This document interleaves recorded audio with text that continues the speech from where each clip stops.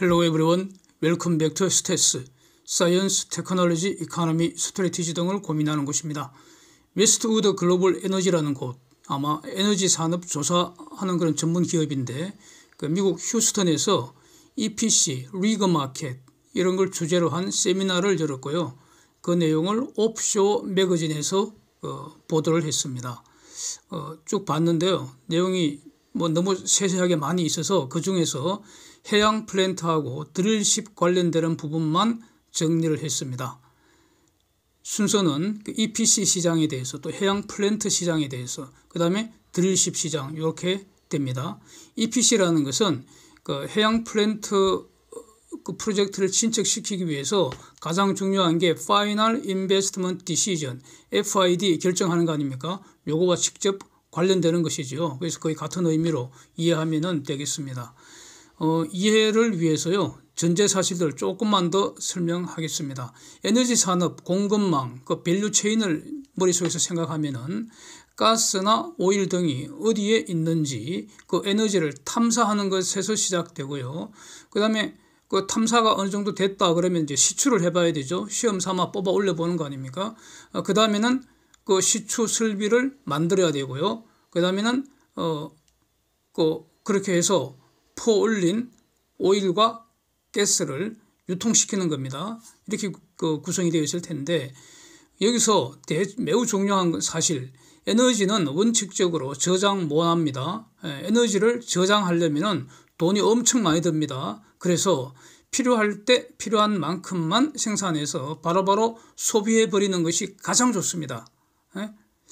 그런데 가령 생산지와 소비지는 바다를 건너야 되지 않습니까? 한국을 생각하면 되죠. 그래서 한국이 오일, 가스 이거 대규모 저장 시설을 운영을 하는 것인데 그럼 이거 저장하는 거 아니냐 이렇게 생각할 수 있지만 이것도 그러니까 에너지는 원칙적으로 저장하지 않는다는 그 원칙에 포함된 겁니다. 그 범위에서 생산과 소비를 원활하게 하기 위한 그런 수단이라는 거 이렇게 이해하는 것이 저는 이렇게 이해합니다. 그래서 하여튼 에너지 산업은 시추, 생산, 유통 이 모든 단계가 긴밀하게 연결되어서 하나처럼 돌아가야 합니다. 어느 하나도 과부족되면 안 된다는 거죠.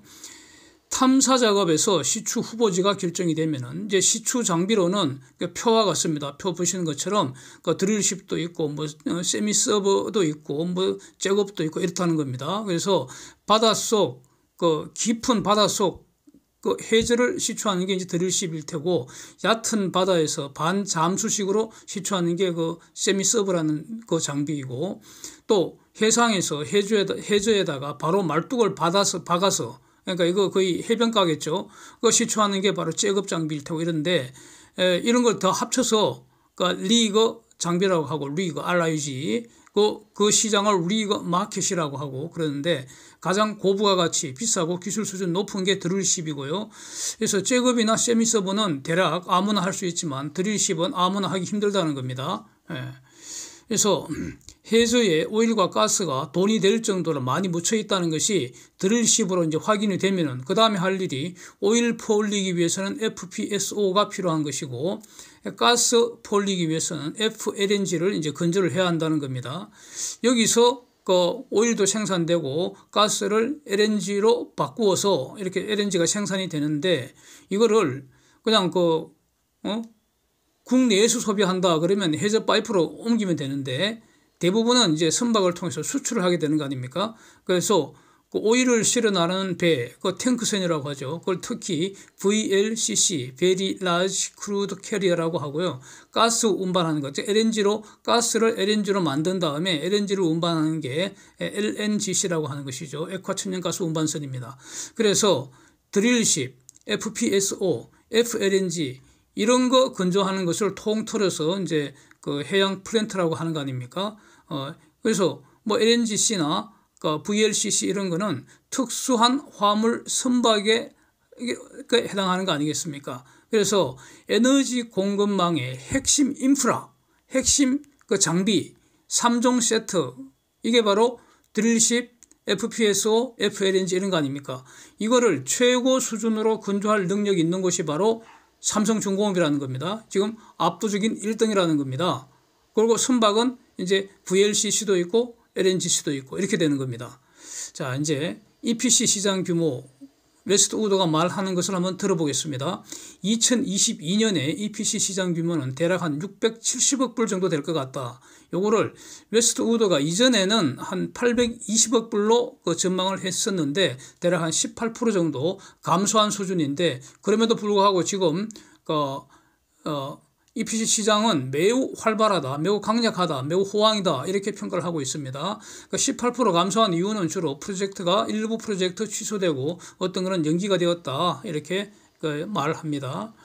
그래서 저 중에서도 해양 부문 EPC는 어떠냐? 해양 부문, 이게 중요하겠죠.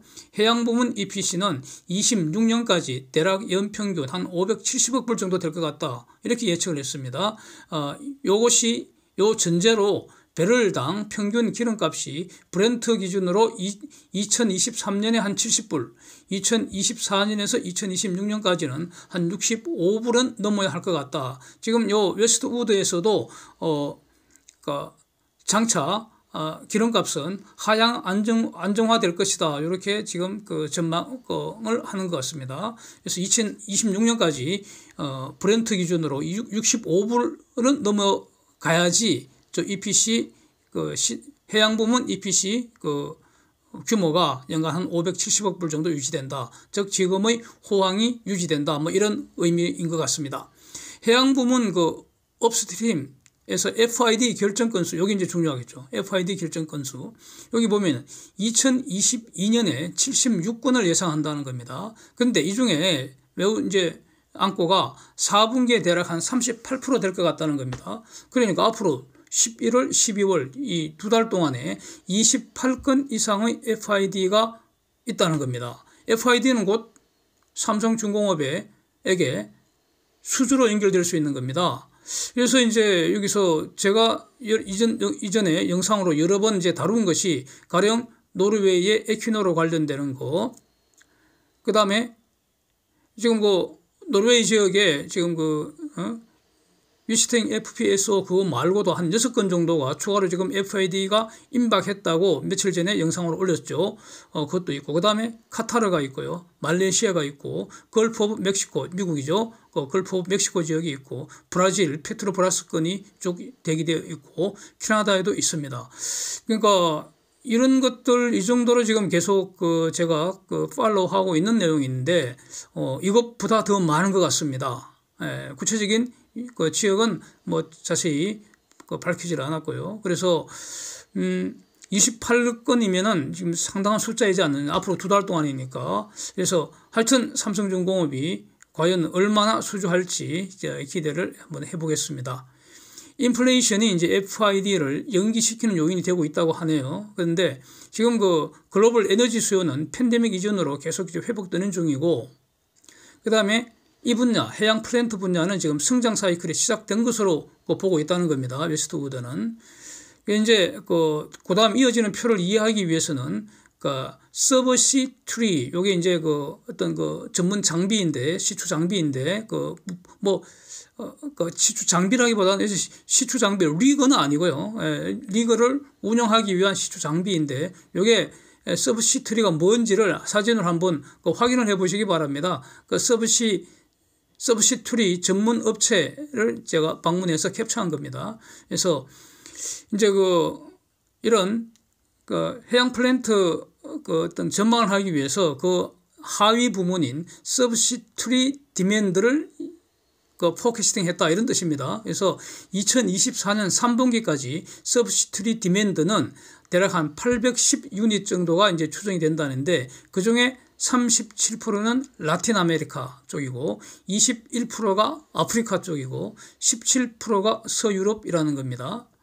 그래서 2022년에서 26년까지 여기 지금 포캐스팅 피리어드 예측 기간입니다. 여기 웨스트우드가 이번 세미나에서 예측 기간입니다. 그래서 연평균 서브시 트리 수요는 한 316 유닛이 될 것 같다 이렇게 예측을 하고 있는데, 이 중에서 아메리카가 43% 차지했다 이렇게 보도가 되고 있습니다. 여기서 제가 부연해서 말씀드리겠습니다.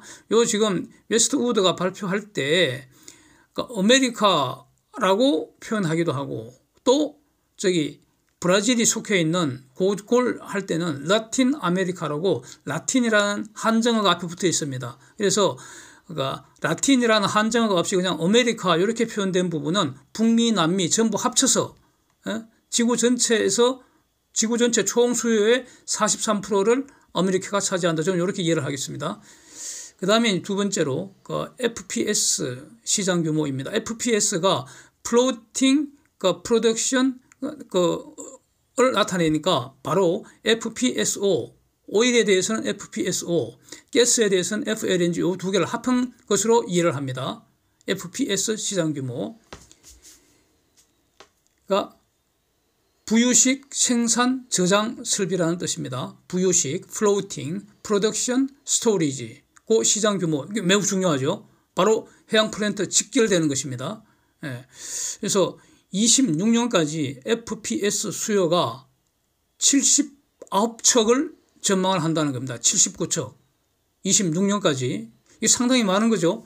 그래서 이 중에서 48%가 아메리카에 있다 이겁니다. 48% 아메리카. 그래서 여기서 아메리카라는 것은 북미와 남미를 다 합친 것이다 이런 것이고요. 그래서 이 중에서 새로 건조하는 게 37척이라는 겁니다. 이게 중요하지 않습니까? 새로 건조하는 거 37척. 그래서 27척은 그러니까 저기 79척 중에서 37척은 새로 건조하는 것이고 27척은 전환 사용이라는 겁니다. 전환 사용이 뭔가 이전에 제가 영상으로 여러 번 소개한 기억이 있는데요. 지금 영상 다 올라와 있습니다. 노후 가스 운반선을 그러니까 저장하고 재기화하는 시설로 전용한다는 뜻입니다. 노후한 거를 항해를 하려면은 너무 비싸고요. 탄소 규제에 걸려버리니까 바로 폐선시키는 대신에 저장하고 재기화 시설로 전용한다는 것이죠. 그래서 지금 이거를 싱가포르 쪽에서 많이 하고 있는 걸로 싱가포르 조선소에서 그것도 소개한 적이 있습니다. 그래서 27척은 이제 전용 설비이고, 또 50척은 기존 설비를 업그레이드하거나 디플로이먼트해서 이제 충당한다는 겁니다. 업그레이드한다는 것은 현재도 지금 FLNG나 FPSO 가동 중인 게 많이 있지 않습니까? 그거를 업그레이드한다는 것은 아마 배출 규제, 탄소 배출 규제를 적응시키기 위해서 탄소 배출 좀 줄이는 방식으로 업그레이드하거나 또 FLNG라는 것은 본질적으로는 배입니다, 배. 그래서 여기서 사용하던 걸 다른 곳에 옮겨서 사용할 수 있지 않습니까? 그걸 디플로이먼트 이렇게 이해를 하겠습니다. 그래서 문제는 삼성중공업 투자자 입장에서 한국 조선주 투자자 입장에서 주목할 게 새로 건조하는 37척 아니겠습니까? 그래서 이 중에서 삼성중공업이 몇 척을 가져오느냐, 이게 이제 앞으로 관전 포인트가 될 것 같고요. 26년까지 그렇고 현재의 객관적 데이터, 가령 FLNG 4척 중에 3척을 삼성중공업이 했고요. 최근에 한 게 코랄술 아닙니까? 대우가 한 척 했고요. 말레이시아에 있는 거. 그래서 현재의 객관적 데이터로는 FLNG 건조하고 운영하는 실적은 삼성중공업이 압도적이기 때문에 그래서 동가 3중이라는 겁니다. 동가 3중. 같은 값이면 삼성중공업한테 맡기고 싶지 않겠습니까? 그래서 삼성중공업이 잘하면은 해양 플랜트 전성시대 누릴 수도 있지 않겠습니까? 그래서 지금 최근에 에퀴노르하고 해양 플랜트 동맹도 이제 맺었다는 거니까 하여튼 둘이 찰떡궁합, 깐부 동맹 맺어서 잘 했으면 좋겠습니다. 지역별로 보면은 라틴 아메리카가 30척 나오고요. 그래서 총 79척 중에 한 58% 차지한다는 것이고요. 그래서 여기 라틴 아메리카 이건 분명히 브라질의 페트로브라스 관련 건으로 저는 짐작이 되고요. 여기서 신조가 몇 척인지는 여기서는 설명이 없습니다. 그래서 저거는 지금 페트로브라스가 핵심인데 불행하게도 한국은 페트로브라스한테 좀 패싱 당하는 것 같습니다. 싱가포르하고 중공 팀이 여기서 돈 많이 벌고 있는 것 같습니다. 그 다음에 북미에서 8척 신조로 허가될 것 같다는 겁니다. 북미에서 8척. 이 중에 5척은 FLNG라는 것이고요. 여기서 안고가 이 중 2개가 22년 내에 허가될 것 같다는 겁니다. 즉 앞으로 2달 내에 북미에서 FLNG 2척 새로 발주될 가능성이 높다 이런 뜻입니다. 그래서 그중에 한 개는 캐나다의 세다 LNG 일 가능성이 높다는 겁니다. 이거 세다 LNG 프로젝트는 제가 한 2번 내지 3번 정도 영상으로 올린 적이 있습니다. 그래서 최근으로는 저 세다 LNG 프로젝트가 좀 연기된 걸로 아는데 지금 우드 지금 보도는 금년 내에 지금 그 발주난다는 겁니다. 근데 그 세다 LNG에는 FEED 단계에서부터 삼성중공업이 계속 관여하고 있다는 겁니다. 삼성중공업 수주 가능성이 매우 높은 곳 중에 하나라는 겁니다. 그리고 다른 이제 한계는 캐나다의 니스가 네이션이라는 곳입니다. 그래서 웨스트 우드 예측에 의하면은 금년에 캐나다에서 2건의 FLNG 발주가 있다. 요거 아닙니까? 그래서 지금 한번 보겠습니다. 이거 다시 한번 말씀드리면은 세다 LNG 프로젝트는 삼성중공업이 사전 설계 단계부터 계속 참여하고 있기 때문에 금년 내 수주 가능성이 있다고 몇 번 말씀드리는 것이 있습니다. 그리고 또 이번 3분기 실적 발표할 때 상당히 이제 실망하면서 동시에 희망을 준 게 바로 연말까지 LNGC하고 해양 플랜트에서 30억 불 수주 가능성 있다. 이렇게 삼성중공업이 발표를 했기 때문에 이게 포함될지 이제 기대가 된다. 이런 뜻입니다. 이제 세 번째 드릴십 시장 한번 보겠습니다. 시추 시장은 기본적으로 지속적 과거에 지금 불황이었잖아요. 극도의 불황이었지 않습니까? 시추 시장. 그 사진에서요. 드릴십 최근에 조선업 불황 기간 동안에 드릴십 신규 공급은 꽝이었죠, 꽝. 예? 그러다가 계속 지금 회복되고 있다는 그 그림을 지금 볼 수가 있는데, 하여튼 조선업 호황 과정에서 시추 시장은 완전 다 망해버렸죠. 그야말로 싹 망하다시피 했다가 지금 회복되고 있다는 거죠. 그래서 웨스트우드 판단은 시추 시장은 지속적으로 회복되는 중이다. 그리고 지금부터 점점 더 강해지고 있다. 즉, 초호황이라고 하기는 그렇고요. 그러나,